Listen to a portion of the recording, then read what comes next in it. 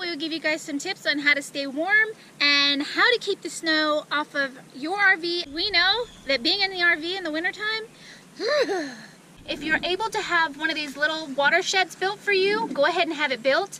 Our friends built this one for us, and it goes over the water pipe, and you can see we've insulated our water hose so that it stays nice and warm in here. We have a light. It's a 100-watt light, and Ross has a little sensor thing in the back there so he can tell you the temperatures and things like that. It was 10 degrees outside and sometimes a little bit chillier, but inside this little water shed, Ross was able to keep it at 35 degrees with this 100-watt light. All you do is turn on the breaker and forget about it. We're all set up for more of a permanent setting situation. I know not that many of you will be doing that, but there are a few, so we figured we'd show you these. Now, what we did for the water was it's insulated with those foamy things that you can get at Lowe's or Home Depot, and then we cut a piece of PVC pipe in half and we put it across the long ways of the hose. The modifications that we just showed you enable us to have water even as low as 10 and maybe even lower. I think we had a few wind chills that were lower than that. As opposed to a heated hose, the heated hose takes about 250 watts, where that little light that we put in there only takes 100. If you insulate the little watershed, you could probably get away with a 60-watt light bulb.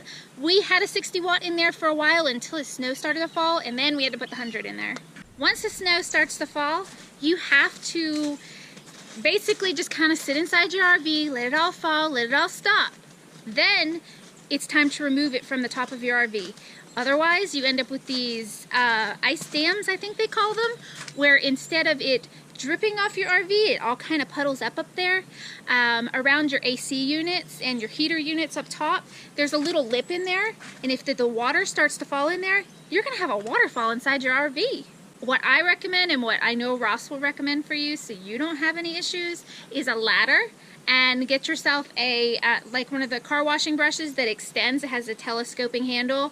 You want to use one of those and brush off as much as you can. And then once things start to melt and, you know, there's rain or whatever, and it's not icy rain, use your brain. Be careful, and you really do want to get all the ice off of your slides because it's basically a little thin piece of vinyl up there, and it's pushing it down. So once it starts to melt, it's going to get heavier.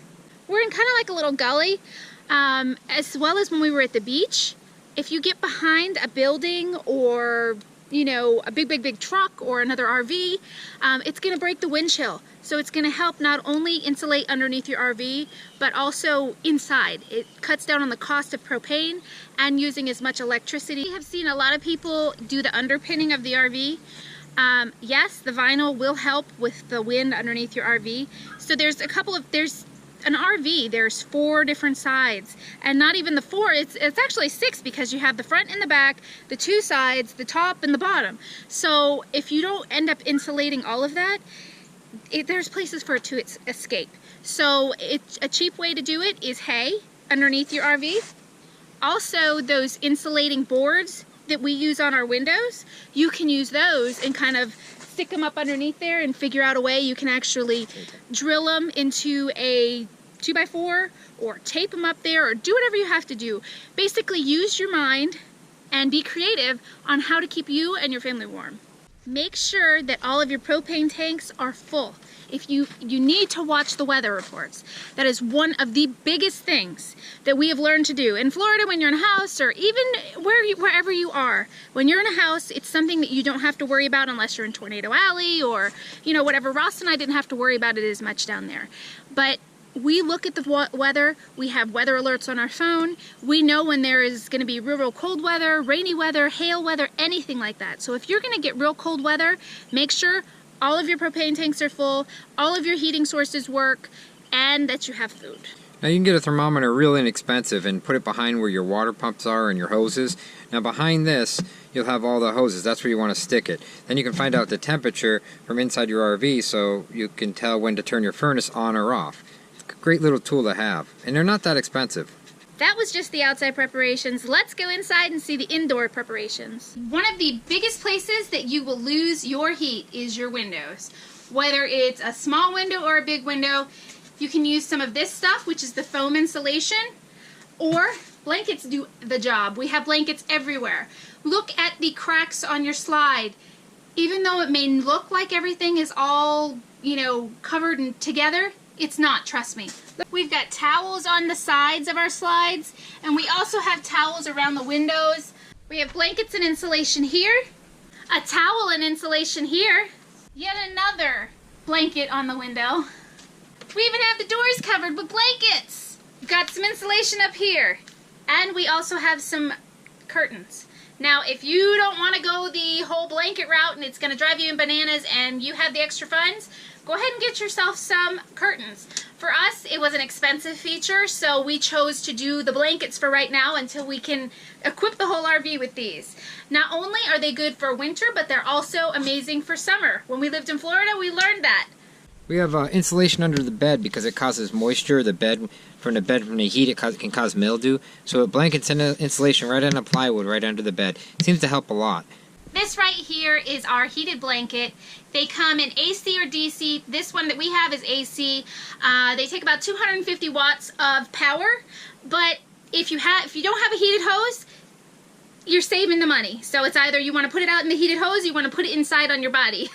For us, it has helped us in the fall and in the winter, and Ross loves it as much as I do. This is the handheld part that comes on either side of the king size blanket, heated blankets. There is 10 settings, so it's kind of like a heated pad, like a heating pad for your back and stuff, but it fits over your whole entire bed.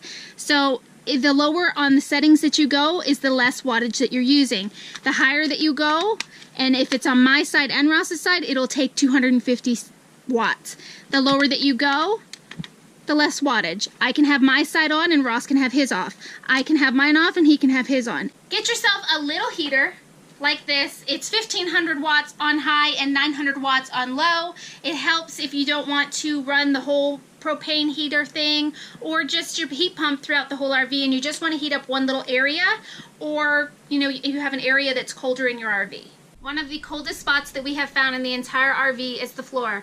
We've started to put rugs in every area that we can and cover the floor as much as possible. Not only that, we get a draft under here, so we have chosen to put this rug in here and we will cover it with this. The most important thing is to not be chintzy on your propane. The heaters throughout the RV can heat an area, but it's not going to heat the underbelly of your RV.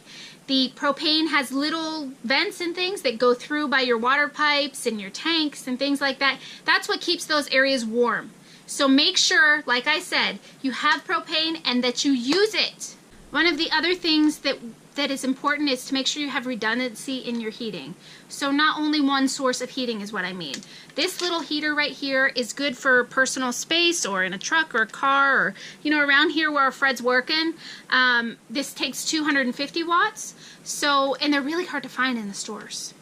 Make sure that you have these little safety features on the bottom of your space heaters, because if they fall or a dog knocks them over or a kid knocks them over, you're not going to cause a fire in your RV.